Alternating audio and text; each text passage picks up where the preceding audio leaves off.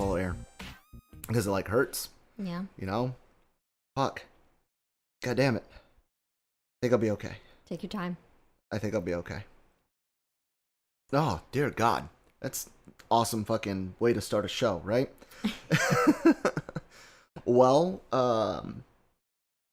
welcome to Monday. I mean, obviously, I'm having a little trouble here. It's the end of the fun days and the beginning of the work week. So good morning, everybody, and welcome to LR Mornings with Kyle and Jammer. I'm Kyle. I'm Christine. She's not Jammer. No. So I'm joined once again by Christine. You guys have heard her a couple times on the show. Yes, she is my wife. So I guess, I don't know, does this count as abusing my authority as showrunner? I don't know. Jammer is once again slacking, taking a personal day, but you know, whatever. We'll have some more fun without him. How was your weekend? What did you do? Not much. No. Same as you. Yeah, I know, right? We got to do the little water balloon fight with our son. That was kind of cool. I watched Civil War over the weekend, and really, really fucking love that movie. I have no idea why. I remember asking Lucas, you know, hey, I wanna watch a Marvel movie, and he didn't seem interested in it. He wanted to watch something on Cartoon Network, so He wanted to watch Gumball again. yeah, That's Amazing what he World of Gumball, and which I told Jammer last week, I'm not sure if that's the most appropriate show for him to watch. It'll be okay. But yeah, we didn't really do a whole lot of stuff this weekend. Kind of hung out at the house, had some hot wings. Hot wings are always good on the weekends, and yeah, boring, right? So Boring is better than bad. boring is better than bad, and kind of having a little issue here, wrapping my thoughts around how to introduce this first topic. There are, for those of you that are huge James Bond fans that didn't catch the news dealing with certain castings over the weekend, if you don't want Bond 25 spoiled for you at all, you're probably going to have to get off the internet until it comes out, but I'll go ahead and give you a couple of seconds to not listen to this part, because we are going to discuss some potential spoilers based off of a fairly legitimate looking rumor about characters in the upcoming James Bond film. So there's your spoiler warning. 5, 4, 3, 2, 1. So it was reported today, or excuse me, over the weekend, that it was actually Friday or Saturday, if I'm not mistaken, that James Bond will retire. He's going to be done. And that his title of 007 is going to be passed on. It's going to be passed on to Leshawna Lynch's character, which does not have a name yet. But most of you should know her as Maria Rambeau from Captain Marvel. And apparently she's going to be introduced in this film as 007. Bond's going to be done with the title, retired or something like that. They're going to try to bring him back for like one last mission, but there's a new 007, and it is Leshawna Lynch. This news, of course, has set the internet on fire. Me personally, I'm not a big Bond guy, so this doesn't affect me positively or negatively, because I've seen a lot of the movies and they're fine. I mean, I like some of the Pierce Brosnan ones better than the Daniel Craig ones. But, like, regardless of personal feelings on like 007 being passed, this doesn't really affect me as a fan. Oh, but see, I grew up watching this. So, what is it to you? Like, how do you feel about this? Let's be clear. Again, Leshawna Lynch is not playing James Bond. James Bond is still in this movie. She's just getting the title 007. How do you feel about that? I'm actually okay with it, because for a few years now, I've been tired of James Bond. It's the same thing over and over again, and I'm done. And it would be nice to breathe some new life into the franchise. So in doing so, I think a drastic change would be okay. And if done right, because there have been a lot of movies where there's been a lot of man bashing, and it's irritating to watch. I want to watch a good movie, not insults. So as long as they steer away from that, then I'll be happy. That's an interesting take, because it almost seems sometimes in Hollywood that man bashing can become a thing in what should be, female empowerment films. You think back to Ghostbusters 2016 as a prime example, where they did nothing but bash men. I mean, every male in the movie was a negative trope, which is really odd and hilarious, not in a good way, because in the original Ghostbusters, both female characters in it, primary female characters, Annie Potts' Janine and Sigourney Weaver's Dana, thank you. Both of them were fine characters. I mean, they're not stupid, they're not just eye candy or arm candy. They serve a purpose in the story. I mean, Janine's incredibly sassy, Ghostbusters, what do you want? Like, all, pissy because, I've quit better jobs than this. Like, it was weird to see them just kind of shit all over dudes. And, like, I don't know, you're a woman. When you watch something like that, when you see something that should be about, maybe for lack of a better word, female empowerment, but if it spends its time bashing men, how do you deal with that? How do you approach that? With a lot of eye rolls. I don't think it's empowering. I think when it's like, where you don't think too hard on it. You don't, how's a good way of saying it? When it's not a big deal, you look more cool. Mm-hmm. Where it's like, oh, it's nothing. Instead of it being, like trying to make it a big deal, or it's just like Dana. She was a very powerful character. She didn't have sass to her, but she didn't need to be, insulting. She insulted Venkman, but that's because it's Venkman. Yeah. But it wasn't, men are dumb, men are foolish. Yeah. It was just, she was who she was, and I thought she was a strong character just like that. And I didn't think that this, that the 2016 Ghostbusters needed any man bashing. It would have been so much better if they didn't do that. So with this upcoming Bond flick, you've said you're okay with the change. Would it have been different if they had rebooted the James Bond character as, for lack of a better name, to Jamie Bond, and made Jamie Bond 007 a female? Would that have been upsetting to you? Yeah, I think it's time to walk away. We've had James Bond for how many films now? It's this will be the 25th. Yeah, so there's been quite a bit. There's been a lot of, negative things about the character, and then, eventually trying to change that a little bit, but still being this sex-driven spy. It's time to walk away. It's time for someone completely new. Yeah. I'm okay with this as well. Really, I am. I think passing on, I said this a while ago, back when people were talking about Idris Elba being cast as James Bond and the idea of a female James Bond. I've always said, why don't you create a new character every bit as cool and savvy and capable as James Bond, that can be female or another ethnicity? I mean, James, being a male is kind of important for James Bond. Because of the name. Yeah, the ethnicity, not really as much. But I've had some conversations with some of my coworkers that belong to different minorities, actually. I work in a very, very diverse group of people, the most diverse organization in the United States, actually. And most of them were kind of like, yeah, we would rather see new characters created instead of riding coattails. And I think this is doing that. They're creating a new character. Yeah, she's going to get the 007 license, but I mean, let's face it, that's branding, you know?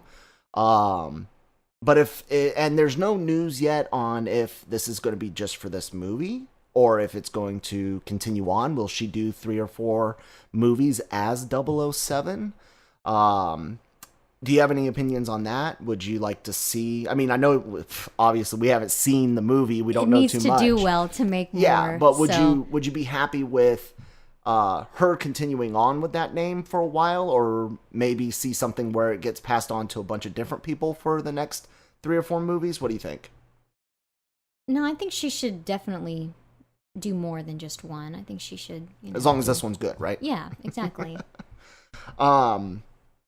Well, I look. There's a lot of people online.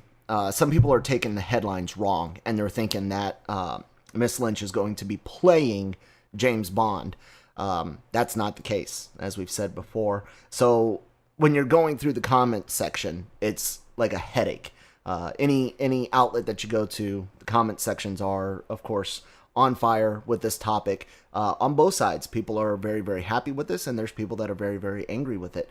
I just spoke with Brian this weekend and mentioned to him the article, the news, and stuff like that, and he doesn't want this. He actually said he's not likely to see this movie at all.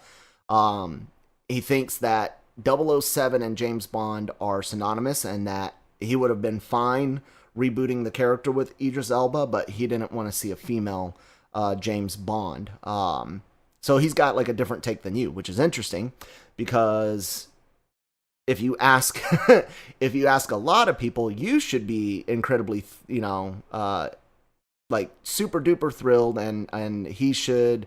Or actually, I got that completely confused. I think it's different because he's not seeing it the way that I'm seeing it. Yeah. Because of a female perspective. There you go. I'm tired of the TNA. It's like we need to tone that down. If they tone it down a little bit, it would have been better. So, but it does become very exhausting. So is Bond? Are you talking about TNA in Bond films? Yeah. Okay, so Bond's a misogynist, huh? I mean, kind of, sort of. Technically, he's what most people would call a womanizer. Yes. Right. So yeah, that bugs you. Well, I mean, even with the newer ones, it's not the pressure that James had done on women before. Like Sean Connery's James Bond. Roger Moore's as well. Yeah. He's done that in a few of them, but it's just always he's gonna hook up with someone. You already know what's gonna happen, mm-hmm. and I just want something new, something different, but something that everyone can enjoy. Okay, that makes sense. I probably also will not be seeing this movie, but it has nothing to do with who's being cast or anything like that. It's just not my cup of tea. Let us know what you guys think in the comments below. Definitely. Tell us how you feel about it. Tell us if there's another way you would have preferred this to be done. If you would have rather seen the character rebooted. Let me ask you that. Would you, given an option to go back in time and not do this and instead reboot the character, would you have rebooted, or do you like this handoff idea? I like the handoff idea. Because, eventually people, they grow old, they retire, and they just keep redoing him, and it's just like, I'm done with it. I agree. So. I absolutely agree. I think people that are upset about this have some valid reasons to be upset. Brian's got a very valid reason to have, his opinion is every bit as valid as yours. Mm-hmm. I just hope that the movie's good for everybody that likes James Bond films. I hope you're entertained. I mean, that's all I ever want when I go to a theater or pop in a Blu-ray or hit play on a streaming service. I want to be entertained. So as long as it's entertaining, I mean, does it really matter who's got the license number, I think this is a completely different case than, say, the casting of Halle Bailey as Ariel, the Little Mermaid. That, of course, set off a huge storm, but that's actually recasting a character versus a handoff to a new character. And I think a lot of times certain voices aren't given the opportunity to be heard. Like I said, several of my coworkers have we've talked in depth about race changing and gender changing in movies, and I work, side by side with African Americans, Asian Americans, and Hispanic Americans, all in the same office, and all of them basically said that they would rather see new characters be created that look like them, that represent them, versus just changing other characters. It's lazy. It can seem kind of patronizing. I mean, it can, the easiest one, of course, is gender swapping. You just, they're all female now. And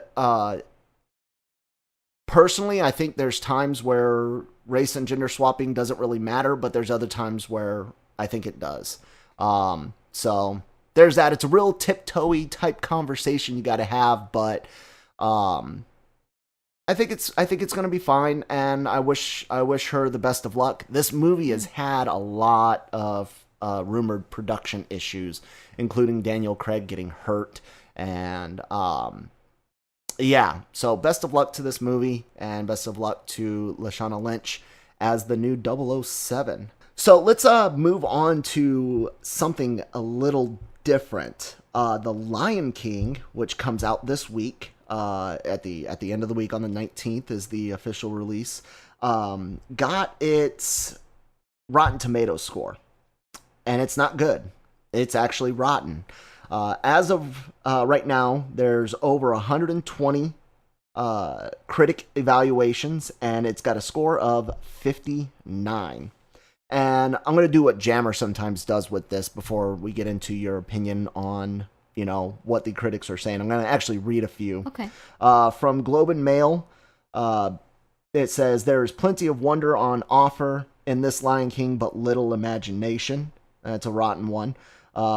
Pairing off romantically to produce a legitimate heir to the throne is nice and all, but it's getting destroyed by the minions of your own venal ambition. That's the real circle of life. From Slate. It hangs together better than the horrid live-action Aladdin remake that came out in May. Geez, that's rough.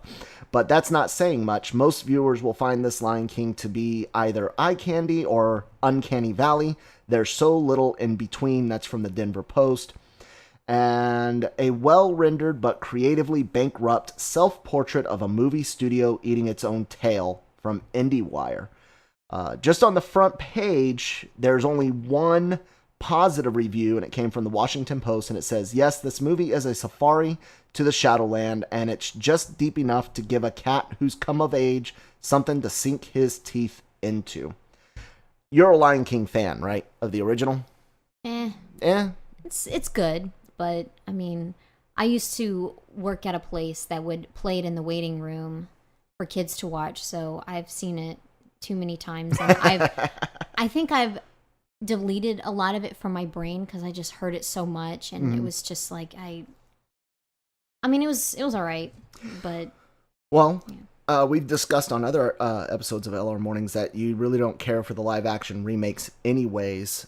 Are you surprised that this got a low rating? Did you expect it to get a much higher one? I honestly expected it to be a little lower. Oh, really? Why would you think it would be lower? Like, people have too much expectations? Or? It looks the same, so why redo it as far as, like, the story? Yeah. I didn't need it. I don't think a lot of people needed it.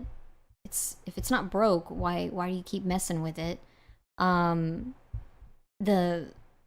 The faces look strange, because it's not like animation where, you've got these big voices, cartoony, ways that they speak, and then the picture doesn't match. So it looks a little off. Yeah. Yeah.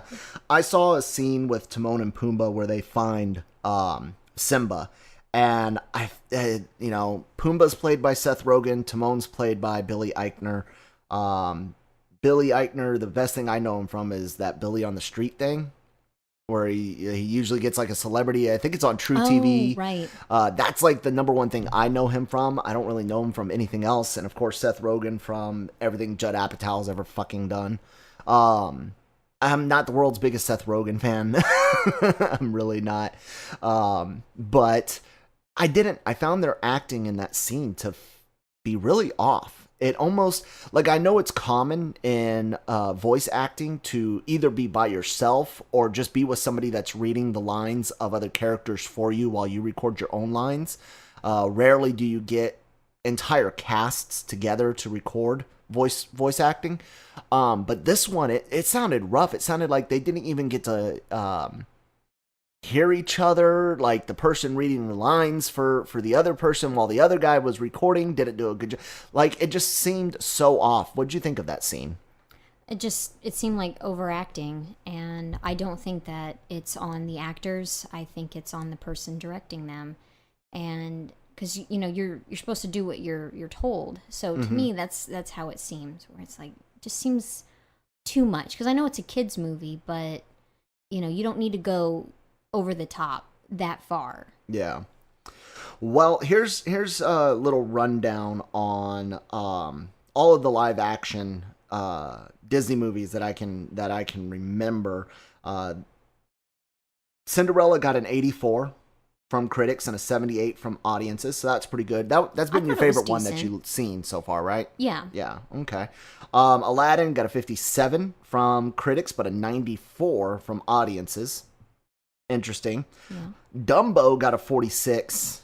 Ouch. Critics and 52 audience score. That came from Tim Burton. And so that means all three live action films this year, if things stay the same for Lion King, will have been rotten.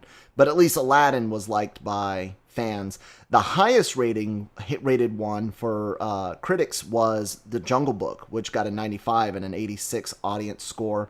Beauty and the Beast, 71 and 80, critics and audience respectively. And Maleficent, the first one, there's a sequel coming out soon.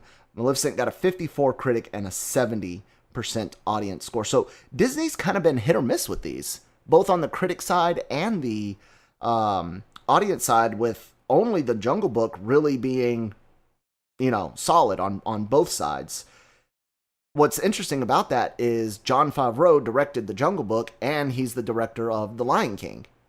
So I'm wondering what it is about this that one critic mentions uncanny valley, which is likely in relation to the animation. Might be some of the stuff like you said. It looks off the way they're talking because you don't animate it the same way you do like a cartoon. Mm-hmm. Another part of it is I wonder if they were afraid to change anything, and that this is just a shot for shot. The way they've been advertising the movie, it looks like a shot for shot remake. Yeah. I mean, even the trailers were incredibly similar between the original cartoon and this new one. So I take it you're not trying to get Lucas into watching this one as much as you've been trying to get him to watch other other Disney cartoons. No. Well, I don't know. Folks, you guys are going to get an opportunity to see it later on this week, so make sure you come back by LRMonline.com and let us know what you thought. I'm fairly certain we will have our own review up on the website in the next couple of days. If I'm wrong, oops. I'll blame Fox for being lazy because he's our primary film reviewer guy. But yeah, best of luck to the film. It kind of sucks to see Jon Favreau have a film that does bad. I don't think it's going to hurt him any. Yeah. He's a pretty decent director, and I mean, fuck, he gave us the MCU. There is no MCU without Jon Favreau directing Iron Man. I think anybody else cast as Iron Man or directing Iron Man, and I don't think we get the MCU that we have today. So it's not going to hurt him for one movie to do bad. Do you think this is going to do well with audiences, though, despite the critics? I don't know. I think it's really hard because, a lot of times I'm wrong. I think it's not going to be in the middle. I think it'll be like you either love it or you hate it. Okay. All right. Well, somebody at the website once thought that this would be the most money-making movie ever. Like, it would become the number one money maker. And I didn't think so at all. They've got a huge cast, a lot of grade A talent. One last bit on it before we get off this topic. Going back to voice acting. Brian was telling me, I didn't know this because I'm not a big Disney musical guy, so I don't really follow these things that closely. But Brian was telling me about a story that he read that Donald Glover, who plays the voice of Simba, recorded the majority of his lines while he was filming Solo, a Star Wars story. So he was like bouncing back and forth and recorded his lines by himself. Like there may have been somebody reading the other lines to him, more than likely there was, but that he didn't act with any of the other cast, and his stuff was delivered, 2 years ago. Oh. So I'm wondering if there's more voice acting issues with this film, like I felt there was with that Timon and Pumbaa scene. Yeah, like I know with Beauty and the Beast, the old one, that one took a long time to make. There was, a lot of, work and redoing and all of that. Working really hard. I don't think, people need to work that hard to make a film like this necessarily. The animators do. Well, yeah, but I'm talking about like with people coming in to record. Oh, yeah. So I don't think you should be quick about it. There should be where you just, if you need to do a retake, say something. Yeah. Instead of having to come back in. I don't know, because I don't know a lot about voice acting. So I know that there's, I don't know. I'll let it go because it's all right. It looks off, or it sounds off to me. I mean, that's the best way I can. I don't know if it was rushed. Yeah. But it just doesn't seem. It doesn't seem great. like everybody was on the same page. At least yeah. Seth Rogen and Billy Eichner. Excuse me, I can't say for everybody else. So, other than their scene, I haven't seen anything else except for the trailers. So. Well, Christine, thank you so much for joining me once again on LR Mornings. I appreciate filling in for Jammer. It's really, really convenient. I mean, I'm right here. You happen to just be right here. Down the hall from my recording studio. Yep. Yeah, my really awesome recording studio. Ladies and gentlemen, thank you so much for tuning in. Believe it or not, next week, LR Mornings hits 50 episodes. That's right. We have not missed a day. We are in day 44, 45 right now. So something like that. But yeah, the 26th, I believe, will be the 50th episode. So for all of you that have been tuning in every week, Monday through Friday, thank you so much. Make sure you guys go ahead and check out LRMonline.com every single day for all your entertainment news. We've got Comic-Con this week. Jammer and a team from LRM are going to be at San Diego Comic-Con. They're going to be feeding us the latest and greatest. We're going to get it up on the website, and you can bet your ass we're going to be talking about it right here on LR Mornings. Also be looking for the other podcasts, such as Breaking Geek Radio, the podcast, and Those Fanboys, to be covering some of the latest and greatest that comes out of Comic-Con this week. You can listen to those podcasts at the LRM Online Podcast Network, wherever you get podcasts from Apple to Spotify, Stitcher, everywhere. So make sure you guys are subscribed so you can be alerted whenever we post new content. And of course, check out the YouTube page. I'm sure Gig is going to have a lot of grade A celebrity interviews coming out of Comic-Con. So make sure you subscribe to the YouTube page, hit the bell, so whenever we get our interviews uploaded, you can be notified just like that. You guys can find me at that Kyle Malone on Twitter, and of course doing all this wonderful stuff for LRMonline.com. Christine, are you ever going to get into social media? If people want me to, I guess. So yeah, tell me at that Kyle Malone if you want to yell at my wife about how wrong her opinions are on geek things. Thank you guys so much for tuning in, and we will talk to you tomorrow.